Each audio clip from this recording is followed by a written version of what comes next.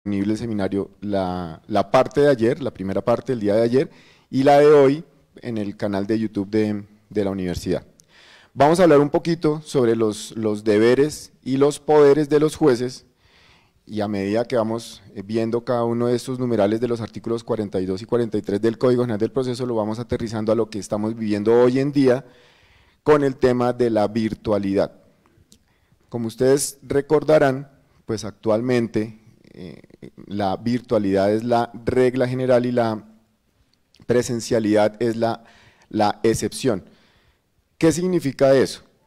Que digamos, el trámite de los procesos, de manera general, lo estamos haciendo de manera virtual, ciertas actuaciones las estamos llevando a cabo de manera virtual, otras necesariamente se tienen que hacer de manera presencial, y hablando también un poquito del tema de la oralidad, no estamos en una oralidad plena, hay ciertas etapas dentro de los procesos que se llevan a cabo de manera escrita, como ustedes recordarán. Entonces, en cuanto a la oralidad, lo que estamos realizando, o sea, lo que se lleva a cabo de manera escrita, pues obviamente es la presentación de la demanda, la contestación de la demanda, si van a solicitar pruebas y demás, eso se lleva a cabo de manera escrita, y ya después, así de manera general y un gran brochazo, después ya vamos a llevar a cabo o la audiencia de manera oral. Y en cuanto a la virtualidad, desde la presentación de la demanda hasta que se profiere la sentencia, pues la idea es que lo hagamos de manera virtual. Sin embargo, lo decíamos ayer, pues Colombia es un país pobre en el que no en todas partes hay una conectividad pues adecuada para que los procesos se lleven a cabo de manera virtual. En cuanto a los deberes de los jueces, el artículo 42 del Código nos dice que el juez debe dirigir el proceso. Recuerden ustedes que el juez es el director del proceso. ¿Qué significa eso? Aparte de ser juez director del proceso, es juez director del despacho. O sea, aparte de funciones administrativas como los nombramientos, incluso hasta suspensión de términos cuando toque decretarla, lo hace el juez como director del despacho, pero incluso también como director del proceso. El juez es el encargado de encaminar el proceso por donde corresponde. Dice el numeral 1 del 42 del Código General del Proceso que el juez es el encargado de presidir las audiencias. Que estemos en virtualidad no implica que el juez pueda delegar a la secretaria o al secretario o a los oficiales mayores para que presidan las audiencias. El juez es el que tiene que estar al frente de las audiencias, no puede delegar a nadie. Debe adoptar las medidas conducentes para impedir la paralización. Recuerden ustedes que el artículo 29 de nuestra Constitución, en alguna partecita, habla sobre la economía procesal. El juez no puede permitir la paralización del proceso por ninguna causa, y tiene deberes y tiene poderes que le permiten pues, que el proceso no se paralice, ni siquiera en virtualidad. También lo mencionábamos ayer muy brevemente, lo que pasó hace unas semanas con el tema del hackeo de la página de la rama judicial. En algunos despachos pues no sabían qué hacer con el tema de las notificaciones de los estados. Pues ahí era muy sencillo, y es que el Código General del Proceso no ha perdido vigencia. Si no se puede hacer una notificación por estado electrónico, el juez, como director del proceso, como encargado de presidir el proceso y como director del despacho, tiene que adoptar las medidas conducentes a que el proceso no se paralice. Hace 20 días, cuando ocurrió lo del hackeo de la página de la rama judicial, pues existía como esa incertidumbre en muchos despachos judiciales, e incluso varios abogados litigantes pues no sabían qué iba a pasar en esos 3 días en los que no hubo suspensión de términos. Ahí lo que se podía hacer y lo que hicimos varios jueces fue pues la notificación por estado, como lo indica el Código General del Proceso, es decir, en la cartelera del despacho que está en la secretaría. Si no se puede hacer la notificación por estado electrónico porque algo ocurrió, el juez tiene que acudir a lo que dice la ley, y el Código General del Proceso en este sentido no ha perdido vigencia. En ese sentido y en todo, no ha perdido vigencia en nada. Que tengamos hoy la ley 2213 del 2022 no implica que el Código General del Proceso y sus disposiciones pues hayan perdido vigencia. El juez debe hacer efectiva la igualdad de las partes en el proceso. ¿Qué significa eso? Recuerden ustedes, seguramente algunos no saben el nombre de la diosa que uno ve con la balanza, ¿no? Temis, la igualdad de las partes, la balanza. El juez tiene que garantizar que exista esa igualdad entre las partes, ese es uno de los deberes del juez. El juez debe prevenir, debe remediar y si fuera necesario, tiene que sancionar a través de los medios que le otorga el Código General del Proceso, pues cualquier acto contrario a la dignidad de la justicia. El juez tiene, si se da cuenta que algo está ocurriendo como raro en el proceso, que algún abogado, alguna de las partes está acudiendo a maniobras dilatorias, el juez tiene que, si puede prevenirlo, hágalo. Si tiene que sancionarlo, también hágalo. Tiene poderes correccionales para sancionar si a ello hubiere lugar y remediarlo. Dentro del trámite del proceso, el juez también lo tiene que remediar. Recuerden ustedes que el juez tiene que hacer un control permanente de legalidad dentro del proceso. El juez tiene que hacer un control de legalidad y si advierte que algo está mal dentro del proceso, que algo se hizo como no correspondía, es mejor que ordene subsanarlo si fuera necesario, devuélvase y vuelva a comenzar desde donde se cometió el error. Entonces el juez tiene ese deber. Recuerden que estamos hablando de los deberes de los jueces y eso también aplica obviamente para lo que pasa en la virtualidad. Si una notificación quedó mal hecha por parte del interesado, es decir, del demandante, el juez tiene que decir, bueno, venga, aquí algo ocurrió mal, la notificación quedó mal hecha, no vamos a seguir contaminando el proceso, vamos a decretar alguna nulidad si fuera necesario, nos devolvemos y volvemos a ordenar que se haga la notificación como corresponde. Hace algunos meses hubo abogados que estaban cometiendo el error de mezclar las notificaciones del Código General del Proceso con las de la Ley 2213 del 2022. Estaban mezclando las dos clases de notificaciones y cuando intentaban acreditar que ya habían hecho la notificación, nos dábamos cuenta en los juzgados que habían hecho una mixtura que no es permitida por la ley. En ese caso no podíamos hacer caso omiso de ese error, de esa equivocación, y lo que correspondía era decirle a los interesados, mire, esto quedó mal, escoja por cuál norma quiere que se haga la notificación y vuélvala a hacer. No podemos de pronto decir, bueno, para que el proceso avance, entonces la notificación quedó mal, entonces sigamos adelante, no. Eso se ha presentado, sobre todo este año, bueno, desde la entrada en vigencia de la Ley 2213 del 2022, porque se hicieron mal muchas notificaciones. Es mejor en ese caso decirles quedó mal, volvamos a hacerla. El juez tiene que emplear los poderes que el código le otorga. Es un deber del juez utilizar los poderes. ¿Qué significa eso? Ahora vamos a ver los poderes y cuando dice yo tengo determinado poder, un particular puede decir yo tengo determinado poder y entonces tengo determinada facultad, listo, perfecto, pero para los jueces eso no aplica. Es decir, si el juez tiene unos poderes, los tiene que utilizar, es deber del juez utilizar los poderes que le otorga el código. El juez no puede de ninguna manera decir es que tengo determinado poder pero es facultativo, ¿puedo acudir a ese poder o no?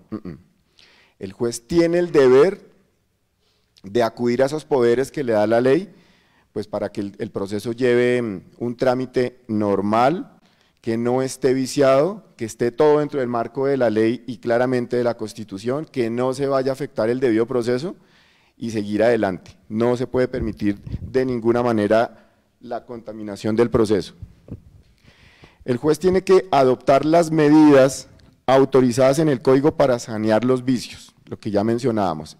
Es deber del juez sanear lo que él encuentre que está mal dentro del proceso, ya sea que por algún error voluntario o involuntario del juzgado en cabeza del juez, o por alguna, de pronto una mala actuación voluntaria o involuntaria de las partes, el proceso se haya viciado, el juez tiene la obligación de ordenar el saneamiento de lo que quedó mal.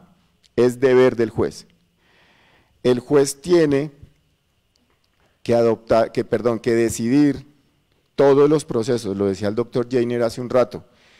El juez no puede decidir, por ejemplo, en tal caso específico, les pongo un ejemplo, en el tema de los desistimientos tácitos, el juez no puede decir, yo no sé si tal conducta del abogado de la parte demandante pueda conducir a que se declare un desistimiento tácito o no.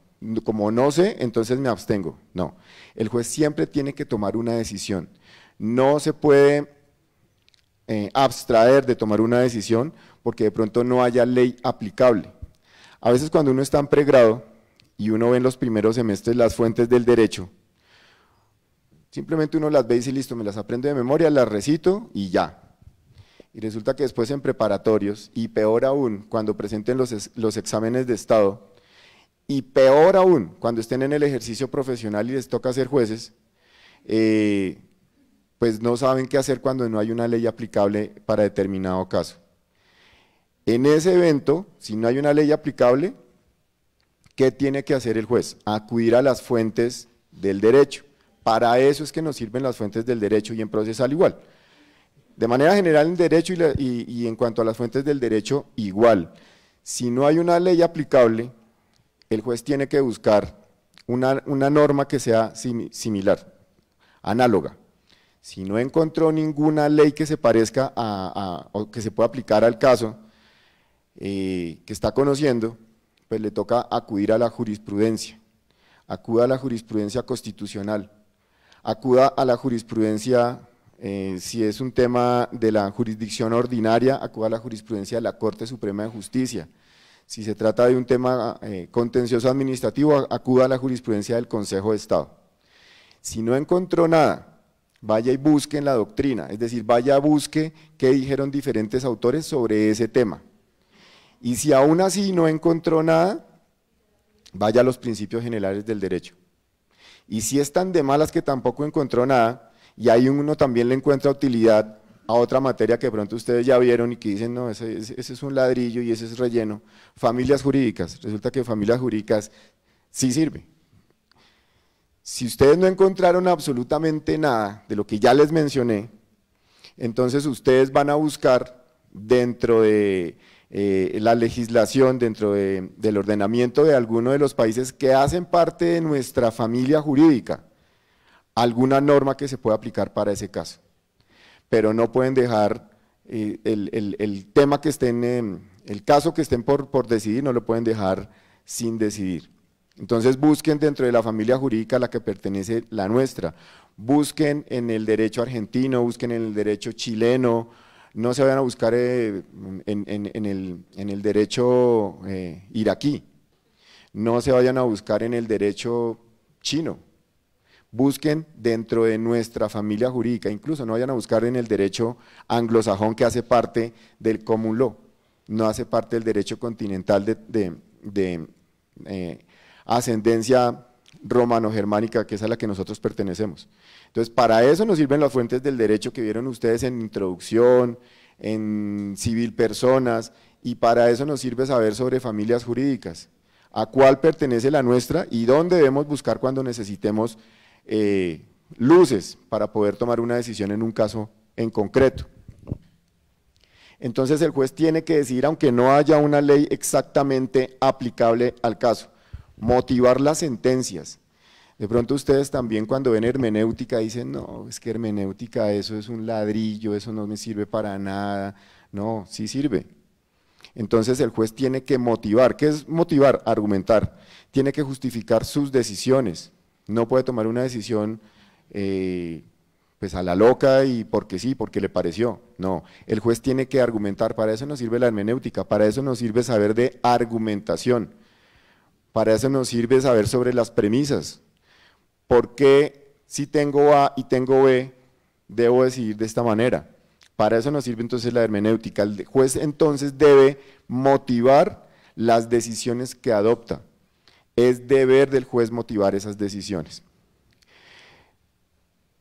El juez tiene que dictar las providencias dentro del término pues al que está obligado por disposición de la ley. No se puede salir de esos términos legales para tomar una decisión. Tiene que estar en eso, o sea, en ese lapso que le es otorgado por el legislador. En acciones de tutela eso incluso pasa mucho, sobre todo en altas cortes, y pues lo digo con todo respeto. En juzgados, incluso en tribunales, en juzgados desde los promiscuos, los de categoría municipal en general, los circuitos, pues tienen que cumplir el término que les indica la ley para proferir fallo en primera instancia y en segunda. Pero a veces uno se pregunta, venga, ¿por qué el Consejo de Estado se demora tanto en proferir esa sentencia de segunda instancia que en primera conoció el tribunal? No conozco de pronto la razón o la justificación que tengan altas cortes para salirse de ese término que les es obligatorio también. Entonces, el juez tiene que dictar las sentencias y decidir de manera general dentro del término que le otorga la ley. El juez tiene que guardar reserva sobre las decisiones pues, que debe adoptar. Digamos que de pronto ustedes se preguntan, ¿y por qué hay profesores que a mí me dicen que en determinado, por ejemplo, por qué hay profesores que son jueces y que vienen y nos cuentan acá que alguna vez tuvieron un caso de esta manera en una acción de tutela o en un proceso ejecutivo, en un proceso laboral? ¿Por qué los profesores vienen y nos cuentan sobre esos temas y tienen que guardar reserva? Porque esos procesos ya terminaron, esos casos ya fueron decididos. Entonces, pero mientras no se han decidido, el juez tiene que guardar reserva, no puede andar contando. Incluso eso se extiende, esa obligación, ese deber se extiende no solo a los jueces, sino también se extiende a los demás servidores del juzgado. Recuerden ustedes, para que lo tengan claro la terminología, en los juzgados hay servidores judiciales, todos somos servidores judiciales en un juzgado, todos estamos para servir, todos somos servidores. Pero hay una división entre empleados y funcionarios. ¿Quiénes son funcionarios? Los jueces. Los magistrados son los denominados funcionarios. Los demás se llaman empleados. A veces la gente dice, es que el funcionario de ese despacho me indicó que debo hacer tal cosa. ¿Y cuál era ese funcionario? El secretario. No, el secretario no es funcionario. Los jueces y los magistrados son funcionarios, los demás son empleados. Entonces, en general, todos los servidores judiciales, o sea, todos los que trabajan en un despacho judicial deben guardar esa reserva. Es decir, el citador del despacho no puede ponerse a divulgar en redes sociales o contarle a los vecinos o contarle a los compañeros de clase sobre determinado caso que ya pues, que llegó al despacho en el que trabajan y ponerse a ventilar. Eso tiene reserva y no se pueden poner a contar. Tienen que guardar la reserva el juez y los empleados. El juez tiene que presidir el reparto de los asuntos cuando corresponda. Cuando corresponda. Por ejemplo, aquí en Bogotá, sería absolutamente imposible que los jueces presidan el reparto. Imposible. Ustedes saben que ahora el reparto se hace diferente a como se hacía antes del 2020. En 2020, hasta 2020 ustedes presentaban la demanda, iban a la oficina judicial de reparto, hacían fila toda la mañana, la fila salía de Hernando Morales Molina, entonces daba la vuelta y radicaban ustedes su demanda. Y después se hacía el reparto. Imagínense ustedes todos los jueces llegando todos los días, porque de lunes a viernes llegan demandas todo el tiempo, los jueces presidiendo ese reparto. No, es imposible. Por eso nos dice la norma que cuando corresponda.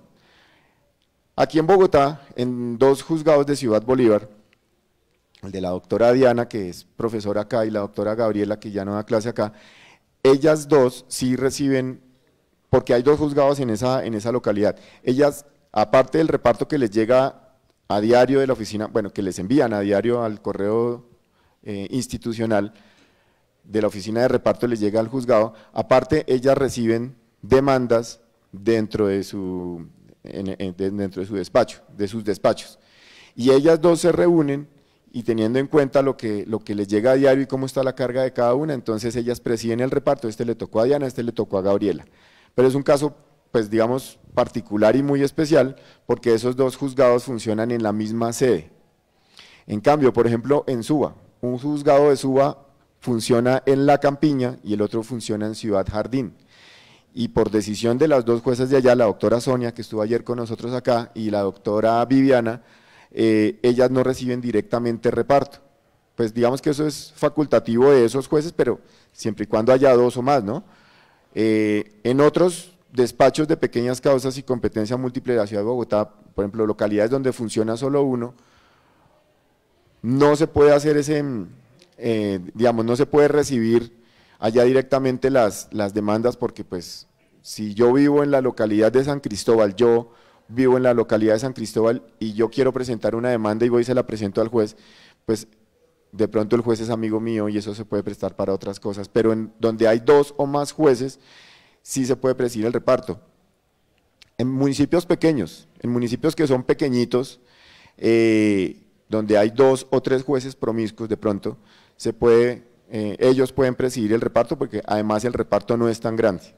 Entonces, pero como lo indica la norma, cuando corresponda, pero de manera general pues es imposible que un juez presida el reparto en ciudades como Bogotá. El juez tiene que verificar con el secretario o la secretaria todos los asuntos que tienen que ver con el proceso como tal. Es necesario que el juez siempre mantenga una comunicación directa y muy importante con el secretario de su juzgado y que el juez le vaya preguntando, bueno, y este proceso, recuerdo que vamos en tal etapa del mismo, ¿qué ha pasado con ese proceso? ¿Ha llegado algo más, subsanar o no sé qué? Lo que no está permitido es que el juez le solicite, incluso por escrito, al secretario o secretaria informes sobre determinado proceso. Eso no se permite. Si es necesario y es deber del juez, pues tener reuniones con el secretario o secretaria para poder mirar cómo van los procesos, si ya se subsanó, si ya pasó el tiempo para que se subsanara y no lo hicieron. Entonces, eso es obligación del juez y no puede solicitarle al secretario esos informes.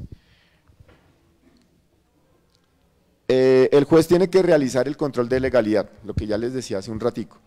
El juez tiene que periódicamente y según cómo vayan los procesos, y por eso es importante que el secretario lo vaya manteniendo empapado sobre los diferentes trámites que se están adelantando. Entonces el juez tiene que, si terminó la etapa de las notificaciones, tiene que hacer control de legalidad. Venga, paremos aquí un momentico, ¿cómo se hicieron esas notificaciones? ¿Se fueron por Código General del Proceso o se fueron por 2213? ¿Cómo se hicieron esas notificaciones? Está haciendo control de legalidad.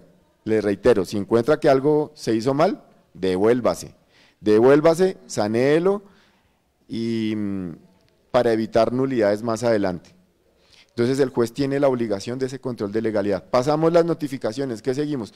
No, están solicitando la práctica de determinados medios de prueba, o no solicitaron nada, no solicitaron la práctica de ninguna prueba, listo. El juez considera que de oficio se debe decretar una inspección judicial, por decirlo, si no la solicitaron, listo, hágalo. Si se practicó bien, si todo se hizo bien, entonces siga, si algo quedó mal, devuélvase y sanéelo. Ese es el control de legalidad y se tiene que hacer en las diferentes etapas. A medida que se va agotando una etapa, pare un momento, haga una lista de chequeo, revise qué tenía que hacer, qué se hizo bien, qué se hizo mal, si algo quedó mal, devuélvase. Entonces tiene que hacer ese control de legalidad. Usar la toga en las audiencias. Es obligatorio utilizar la toga en las audiencias, eso no es facultativo. Y claramente tiene que ser la toga que la administración judicial le entrega al juez. No se puede salir, o sea, así esté en su casa. Usted como juez, si está presidiendo la audiencia, no puede estar y ya sé que van a saber a qué me refiero, no puede salir el juez en baby doll, la juez en baby doll, y si es hombre pues tampoco, queda como mal, y si es mujer también. Entonces no presida la audiencia en una cama, y no lo haga en baby doll, y menos fumando. Tiene que estar pues con su toga, la toga que le entregó la rama judicial, no puede ser una toga a la que usted le mandó poner el escudo de la América de Cali, porque pues queda muy mal. Tiene que ser la toga que le entrega la administración judicial. Ese es deber del juez.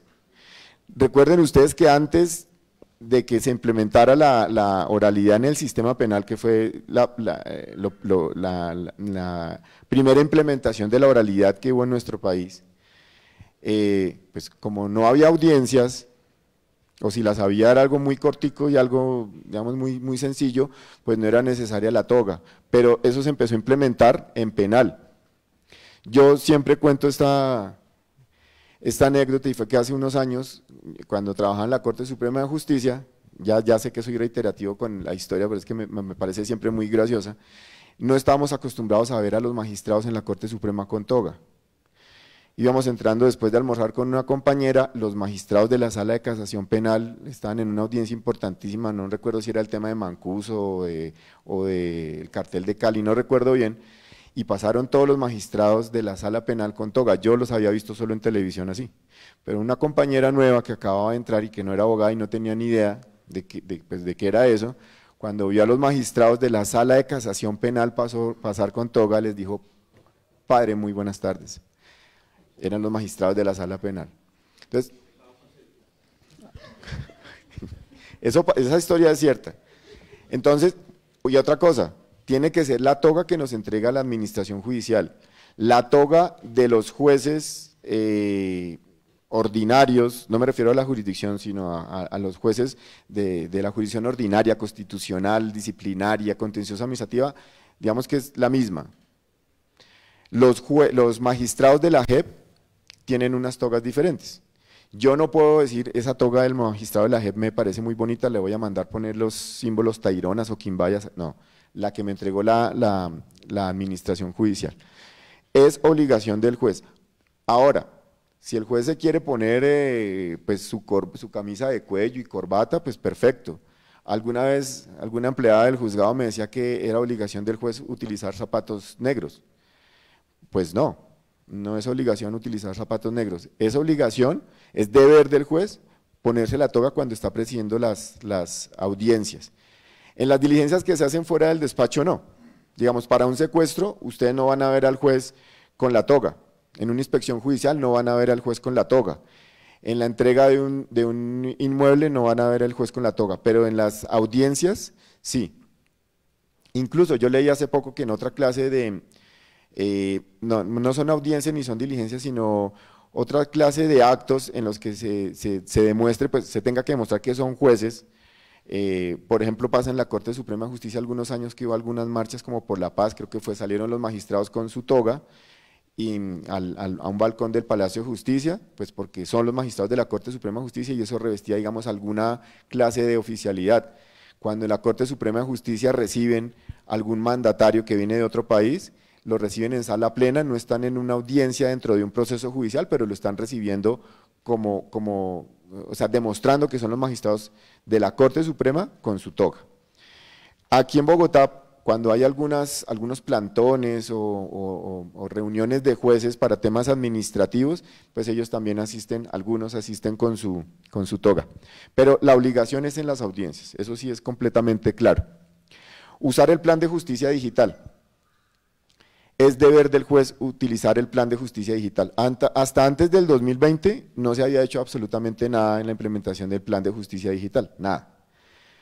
Fue después del 2020 por la pandemia, que a las malas, y que nos tocó pues de manera artesanal inicialmente hacer esa implementación de los planes de justicia digital, adoptarlos en nuestro juzgado.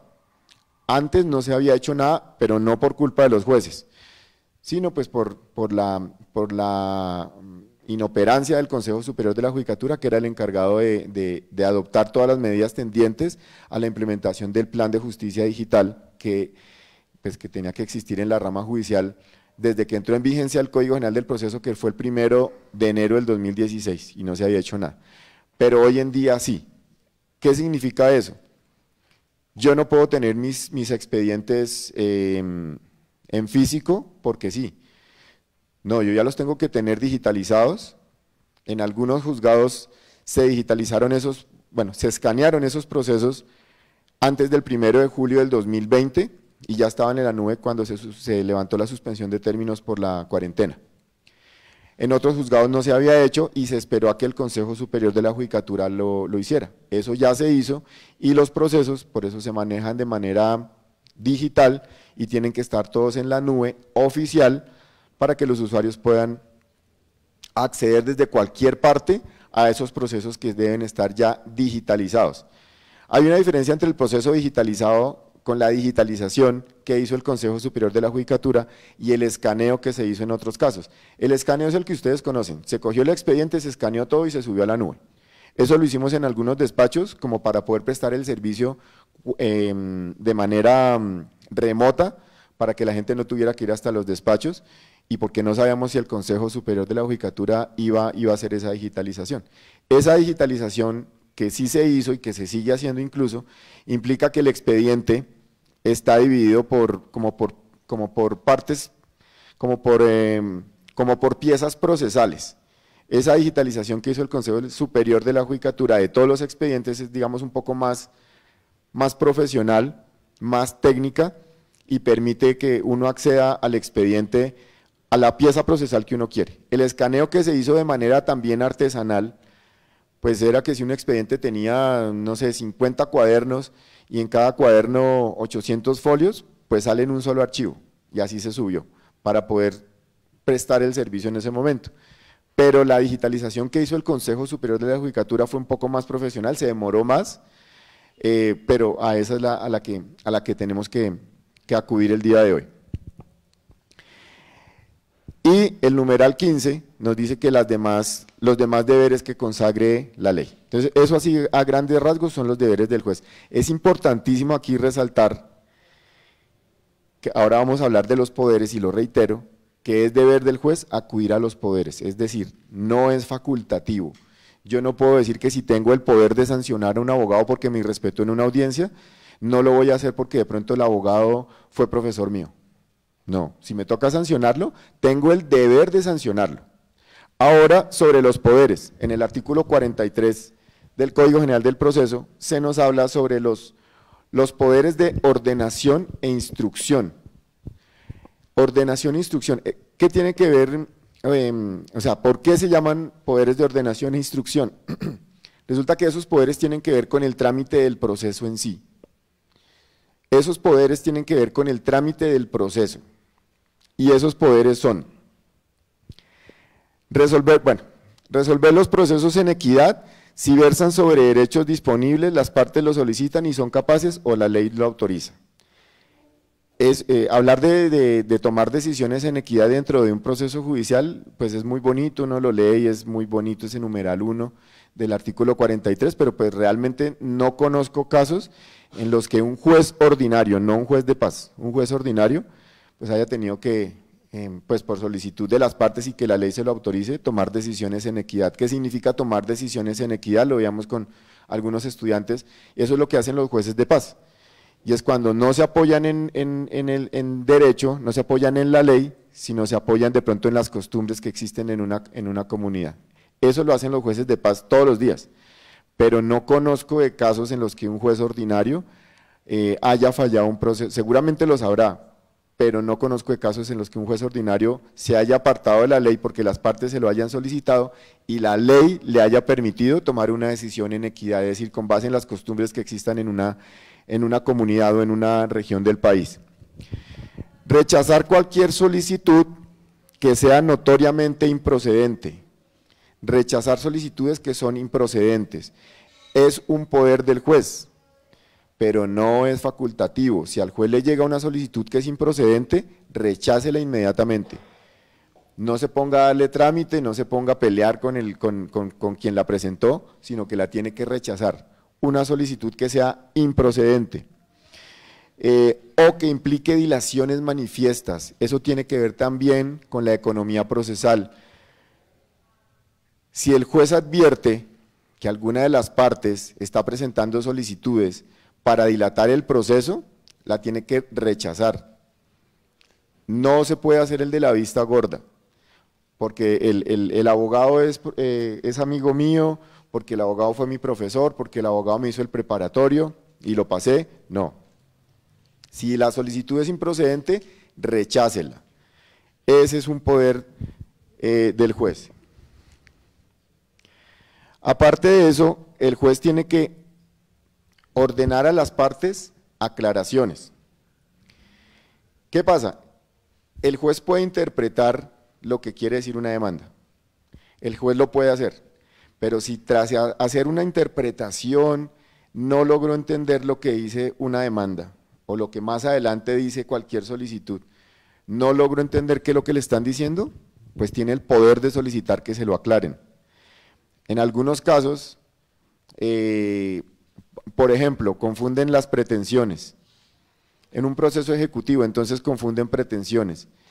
Y uno dice, bueno, pero venga, aquí me está pidiendo eso, pero más adelante no me lo pidió, entonces no entiendo qué es lo que quiere. Estoy intentando interpretar qué es lo que me está pidiendo, pero no lo logro identificar, no lo logro entender.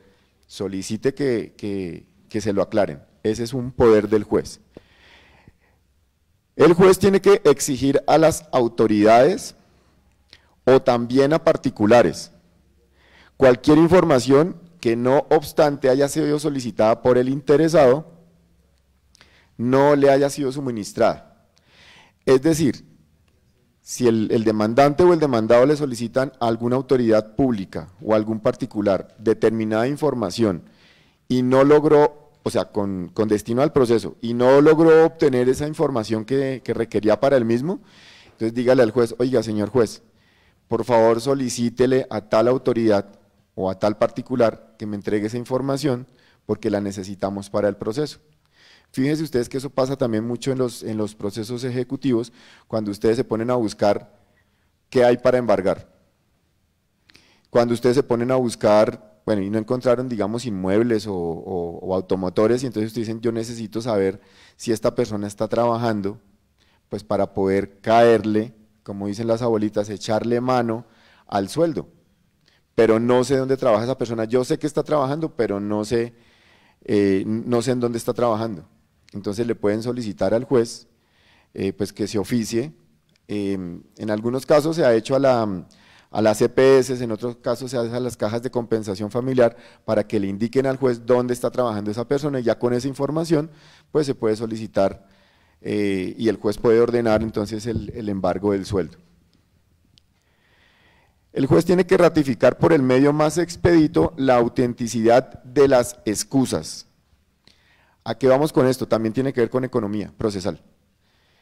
En algunos casos, los interesados acuden a maniobras dilatorias para no asistir, por ejemplo, a audiencias. Entonces presentan alguna incapacidad, de pronto no del médico tratante de la EPS, o sea, de la IPS adscrita a una EPS, sino de algún médico amigo, y llevan la incapacidad. Mire, no pude asistir a la audiencia porque ese día tenía gastroenteritis, que es lo más común acá. Ese día yo estaba con gastroenteritis, entonces no pude, o mi representado estaba con gastroenteritis, entonces por eso no pudimos acudir a la audiencia. En unos casos, en procesos, por ejemplo, penales, se acude a eso, pues, para ganar tiempito, y ahí ocurre cuando ustedes escuchan en noticias que tal persona quedó libre por vencimiento de términos y le echan el agua sucia al juez. En algunos casos sí será con razón y en otros casos es porque el tiempo fue corriendo y pues la libertad de la persona pues es lo más importante y el proceso no puede ser eterno. Entonces acuden a esa serie de maniobras dilatorias con excusas de ese talante pues para poder lograr más adelante que la persona recobre la libertad. Entonces si el juez tiene duda sobre la autenticidad de esa excusa, de esa incapacidad, por ejemplo con una EPS, entonces ofíciela a la EPS para saber si esa persona, pues primero si está vinculada a esa EPS, si está afiliada, y si ese día en especial, pues esa persona fue incapacitada y por cuánto tiempo. El juez tiene ese poder. Y nos dice el numeral sexto, las demás que se consagren en la ley. El artículo 44 nos habla de poderes correccionales. Correccional, pues ¿qué tiene que ver el término correccional con un poder del juez? O sea, como poder del juez, ¿qué es? Pues que el juez puede multar o puede ordenar arrestos sin perjuicio de las acciones disciplinarias. Es decir, en una audiencia, alguna de las partes o los apoderados o incluso asistentes a la misma, pues de pronto son groseros, no respetaron el uso de la palabra, que eso pasa mucho, gritan, se ofenden entre sí o le faltan el respeto al juez. Entonces, pues si es un abogado, eso tiene connotación disciplinaria. Por eso el inicio de este artículo nos dice que sin perjuicio de las acciones disciplinarias, el juez tiene poderes correccionales. Nos dice el numeral 1, sancionar con arresto inconmutable. ¿Qué será inconmutable? Que no se puede cambiar. Arresto inconmutable. O sea, ¿es arresto o es arresto? Hasta por 5 días. A quienes le faltan al debido respeto en el ejercicio de sus funciones o por razón de ellas. En ejercicio de sus funciones o por razón de ellas. Siempre pongo el mismo ejemplo en clase. Si yo voy al Estadio El Campín a ver al campeón de Colombia, próximamente bicampeón,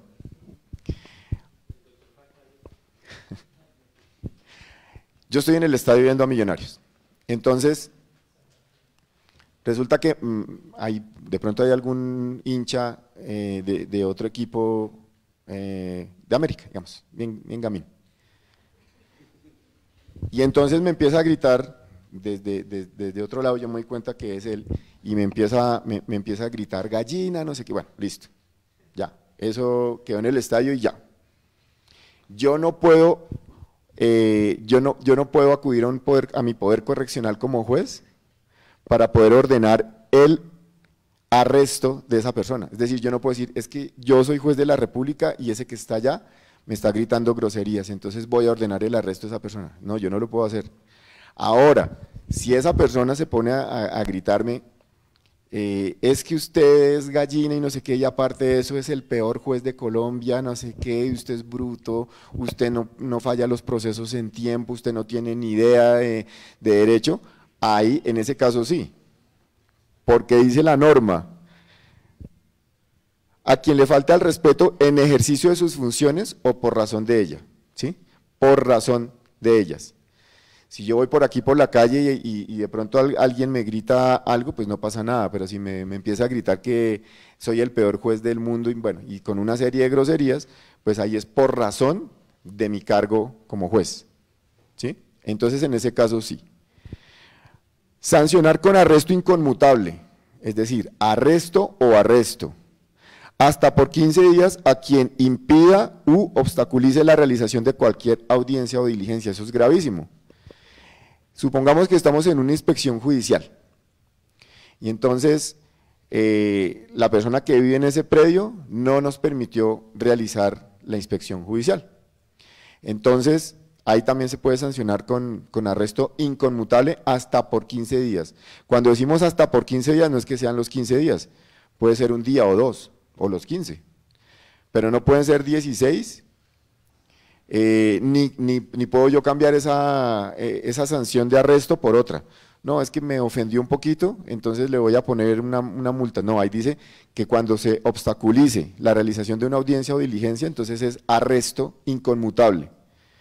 Aparte, si no se puede hacer una diligencia como la inspección judicial, porque pues la persona que vive ahí no permitió hacerlo, aparte de la sanción pues, a la que puede ser acreedora a esa persona, también ustedes lo ven en pruebas con el doctor Jainer, y es que si no se permite hacer esa diligencia de inspección judicial, eso se puede tomar como un grave indicio en contra de esa persona que no permitió hacer la diligencia. Ahora, si es un abogado, pues eso también tiene connotación disciplinaria. Nos dice el numeral 3, sancionar con multas hasta por 10 salarios mínimos legales mensuales vigentes a sus empleados. Ese término, sus empleados, yo digo que es como discriminatorio, porque no son los empleados del juez, son los empleados del juzgado, no son los del juez. Entonces, puede sancionar el juez con multas hasta por 10 salarios mínimos a los empleados, a los demás empleados públicos y a los particulares que en sin justa causa incumplan las órdenes que les imparta en ejercicio de sus funciones o demoren su ejecución. Entonces puede sancionar al juez, a los empleados del juzgado, y eso también puede tener connotación disciplinaria, compulsando copias a la Comisión Seccional de Disciplina Judicial, O también, si es un servidor público, aparte de su despacho, pues que no le hagan caso al juez en las órdenes que está dando el juez, pero dentro de un proceso, ¿no?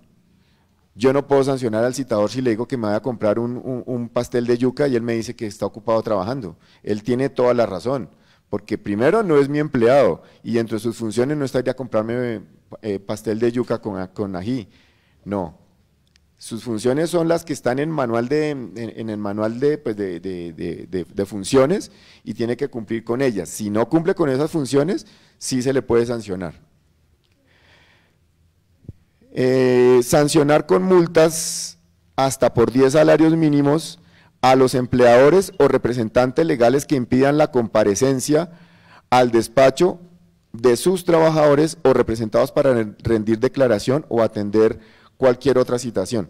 Cuando a ustedes les llega alguna citación de un juzgado para comparecer al mismo dentro del trámite de un proceso judicial, por ejemplo como testigos, ustedes lo primero que tienen que hacer es hablar con su empleador y decirle, mire, me llegó esta citación de tal juzgado, necesito que me dé el permiso para trasladarme hasta allá o para conectarme desde acá. Si ustedes son testigos, ustedes tienen que tener clarísimo que tienen que estar, cuando van a rendir el testimonio, si es virtual, si es presencial no importa, van hasta el juzgado y listo, lo rinden allá su testimonio. Pero si la diligencia es virtual, ustedes tienen que estar en un espacio aparte, solitos, y no puede haber nadie ahí. Si no les dan ese permiso, o incluso si se lo dan de manera parcial, por ejemplo, si el empleado les dice, listo, pero su puesto, por ejemplo, en un call center, usted ahí desde su puesto en el call center con 100 personas más, desde ahí atiende la diligencia, se conecta desde su celular y atiende el testimonio, les dice a ustedes el empleador. No, no, porque lo primero que el juez va a verificar en la audiencia virtual es que ustedes estén solos, que no haya nadie que esté escuchando lo que ustedes están diciendo, que no haya nadie que les esté soplando. No puede haber alguien que les esté diciendo o haciéndole señas con las manos o mostrándole papelitos. ¿Listo? Entonces eso aterrizándolo al tema de la virtualidad. Si les dan un permiso, si no les dan el permiso para ir hasta el despacho o les dan un permiso restringido o como parcial para atender la audiencia, la diligencia de manera virtual, entonces el juez puede sancionar al empleador. Expulsar de las audiencias y diligencias a quienes perturben su curso. Señora. Profe, es que yo tengo una duda desde que usted estaba hablando de los deberes del juez y quisiera saber el Consejo Superior de la Judicatura, hasta qué cierto punto es tolerante con las faltas que comete un juez o un abogado, ¿sí? Porque pues por ejemplo usted tocaba el caso de la jueza y pues digamos que el tema de la audiencia en su cama pues no fue la primera cosa que, ni la primera ni la última que ella ha hecho, ¿sí? Entonces el Consejo hasta dónde es tolerante con estos casos y de la misma manera con los abogados, porque hace poco yo vi un caso de un divorcio que se demoró 8 años por actuaciones malísimas de los abogados y pues el señor incluso está en Estados Unidos y tiene firmado un poder acá en Colombia para que otro abogado demande la firma, pero pues no ha surtido efectos. Entonces, ¿hasta dónde el Consejo es tolerante con las faltas que cometen los profesionales pues en ejercicio del derecho? Bueno, el Consejo Superior de la Judicatura es absolutamente tolerante porque no tiene competencia. Jurisdicción disciplinaria, Comisión Nacional de Disciplina Judicial y comisiones seccionales, ¿sí? Yo no te puedo decir que hasta dónde una comisión seccional de disciplina judicial es tolerante con la mora judicial, por ejemplo, porque de pronto aquí en Bogotá, puede ser que aquí en Bogotá sean un poco más tolerantes porque la carga es muchísimo más grande que la que tienen los juzgados, por ejemplo, de Ramírez y Boyacá, ¿sí? En el tema de la juez que tú estás diciendo, lo que pasó ahí fue que el año pasado con el tema de la audiencia, en la que a ella se le prendió la cámara y estaba sin toga, estaba sobre la cama, bueno, allá la Comisión Seccional de Norte de Santander lo primero que hizo fue sancionarla, y eso llegó aquí a la Comisión Nacional de Disciplina Judicial, y la Comisión Nacional tumbó la decisión de la Comisión Seccional, porque a la seccional se le olvidó nada más y nada menos que garantizarle el derecho de contradicción y defensa a la juez. Sea lo que sea que ella haya hecho, que uno puede estar de acuerdo o no. Algunos dirán que eso es libre desarrollo de la personalidad, que no le está haciendo, pues otros diremos que no. Pero igual, allá le tenían que garantizar el debido proceso y la tenían que escuchar. Allá de una vez la sancionaron. Y claro, llegó eso acá a la segunda instancia, a la Comisión Nacional, y tumbaron la decisión de la Comisión Seccional. Ahora hace poco también la sancionaron por lo del Día del Amor y Amistad. No sé si la comisión, yo creo que no, pero yo me imagino que la Comisión Seccional de Disciplina Judicial no incurrió en el mismo error que ya había ocurrido en enero de este año, y no, o sea, si la sancionó fue después de haberla escuchado, de haber escuchado esos descargos.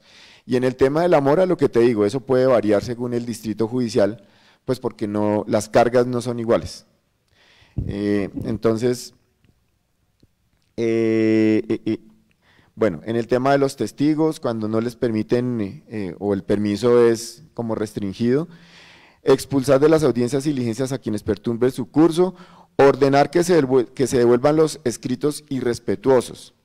Pues el juez no le tiene que dar trámite a eso. Si le están faltando al respeto a él o a los empleados o a las otras o a la otra parte, le están faltando al respeto en algún escrito, en algún correo electrónico, pues lo que tiene que hacer el juez es de una vez ordenar que se devuelva. No se puede poner a darle trámite ni pues darle como más trascendencia, a menos que de pronto eso tenga alguna connotación disciplinaria. Y nos dice el numeral 7, los demás que se consagren en la ley. Ahora, sobre el tema de las sanciones, de las multas, eso no es simplemente decir que se va a multar y ya. O sea, me faltaron al respeto en la audiencia, o tal persona me respetó por fuera diciéndome que yo soy un juez y el peor juez del mundo y me dijo groserías. No, eso no es simplemente que, mire, este me respetó en la audiencia, entonces de una vez voy a imponer la multa. Se tiene que llevar un trámite que está contenido en la Ley Estatutaria de Administración de Justicia, en el que también se garantiza el debido proceso. ¿Qué significa eso? Si a mí en la audiencia bueno, en general, en el trámite del proceso me están irrespetando o fueron irrespetuosos con la otra parte, yo tengo que iniciar un incidente, abro un incidente y tengo que escuchar los descargos de la persona que está siendo irrespetuosa. Y después de escuchar a esa persona, escuchar los descargos de esa persona, pues entonces tomo una decisión, que puede ser imponer la multa, o de pronto digo, no, bueno, si la persona me dijo que ese día pues se le subió el azúcar porque tiene diabetes, entonces eso le genera mal genio, y pues por eso se le salió por ahí una mala palabra, listo, no la sanciono. Pero si encuentro que efectivamente, a pesar de escucharla, pues la tengo que sancionar, pues me mantengo, tomo la decisión y la multo. Contra esa decisión que yo estoy tomando de multar a esa persona, solo cabe el recurso de reposición. Es decir, me van a decir, mire señor juez, no estoy de acuerdo con esa sanción que usted me está imponiendo, presento recurso de reposición y en subsidio apelación. Le digo, bueno, la apelación no procede porque la ley dice que solo reposición. Me mantengo en mi decisión o de pronto la revoco. Entonces, también ahí se garantiza el debido proceso. Yo no puedo en una audiencia decir, el señor que está allá con tapabocas le dije que se lo quitara porque yo no le entiendo nada y el señor me gritó una grosería, entonces lo expulso de la diligencia, de la audiencia. No lo puedo hacer, tengo que abrir ahí una especie, bueno, una especie no, un incidente y lo tengo que escuchar sus descargos. Garantizar el debido proceso que es de consagración constitucional. Entonces, el trámite de esas, previo a esas sanciones, lo encontramos en la Ley Estatutaria de Administración de Justicia. Nos dice el artículo 59 de la Ley Estatutaria que el magistrado o juez hará saber al infractor que su conducta acarrea la correspondiente sanción. Es decir, tú me faltaste al respeto, yo te tengo que decir, mira, doctora, por el hecho de faltarme al respeto en esta audiencia, usted se va a hacer acreedora a una sanción porque está contenida en el Código General del Proceso dentro de los poderes correccionales del juez. Te la pongo de presente y te doy el uso de la palabra para que tú, pues, te defiendas, para que hagas tus descargos. Eso hacía grandes rasgos y para no alargar más, porque es viernes y el cuerpo lo sabe, digamos que son los deberes y los poderes del juez. Sobre esto, digamos que cuando yo lo hablo en clase con los compañeros, nos demoramos hasta 2 clases porque cogemos cada uno de los deberes y cada uno de los poderes y los vamos desmenuzando. Lo que quería era tratar de aterrizar un poquito tanto los deberes como los poderes al tema de la virtualidad y cómo se están manejando hoy en día, y que ustedes tengan claro que cuando se trata de los poderes correccionales y hay lugar a alguna sanción por irrespeto bueno, por los casos que les cité, también se tiene que garantizar el debido proceso. Era eso lo que quería compartirles pues a ustedes el día de hoy, así rápido, corriendo, y ya con esto pues hacer el cierre de este seminario de actualización en procesal. Agradecerle al doctor Puli, al doctor Jainer, a la doctora Sonia Sastoque que nos acompañó ayer con el tema de el manejo de los expedientes, el gestor documental y demás, que nos lo presentó acá, y reiterarles que todo lo encuentran ustedes en nuestras redes sociales.